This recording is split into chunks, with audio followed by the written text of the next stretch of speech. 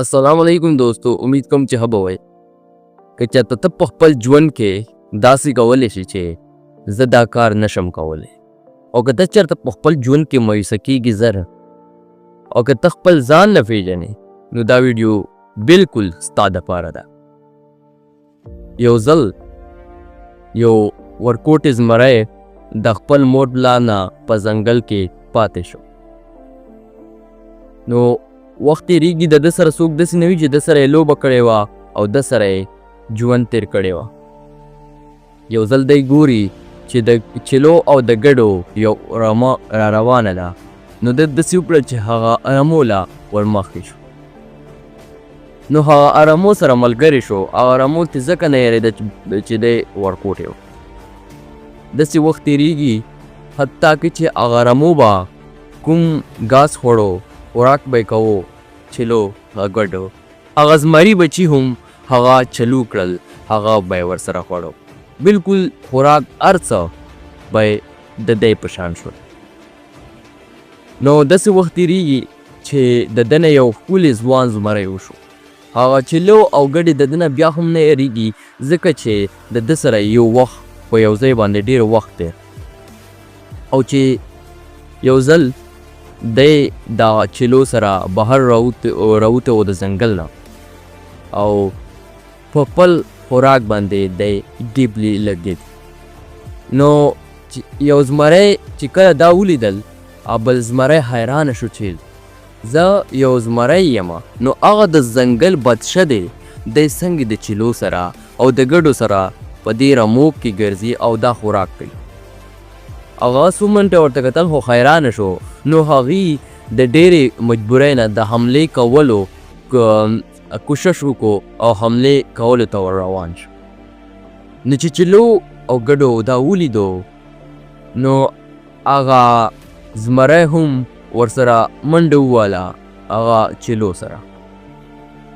هغه زمري خپل دا چلو پرېږدلې، هغه زمري پله یې مووې موکو چې زه به دا ونیسم. نو چې کله هغه ونیو زمری، نو هغه زمري د چلو او د ګډو په شان یو جړا شروع کړه چې ما پرېږده ایخوا دیخوا یې کول، که نه ایکسکیوز یې جوړولو. نو داسې چې زمري ډېر کوشش وکړو چې ورته وایي چې ته د ځنګل بادشاه یې، ته دا څه کوې، ته د دی سره ولې ګرځې، خو هغې یو خبره هم نه منله او نه یې اورېدله. هغې خپل کار ساتو، ځکه چې یو ماشومتوب نه د سړي یو اخلاق وي، هغه اخلاق چې بیا چینج کوي نو ټیم لګي. نو هغه زمري سیده دی په خوله کې ونیو او یې وړو یو جیل ته.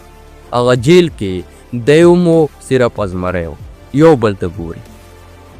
حتی که چې 2-3 ورځې پس هم هغه بل زمری پوهه نه شو چې زه یو زمری یم، نو خپل عادت چې کوم دی هغه یې کنټینیو وساتو.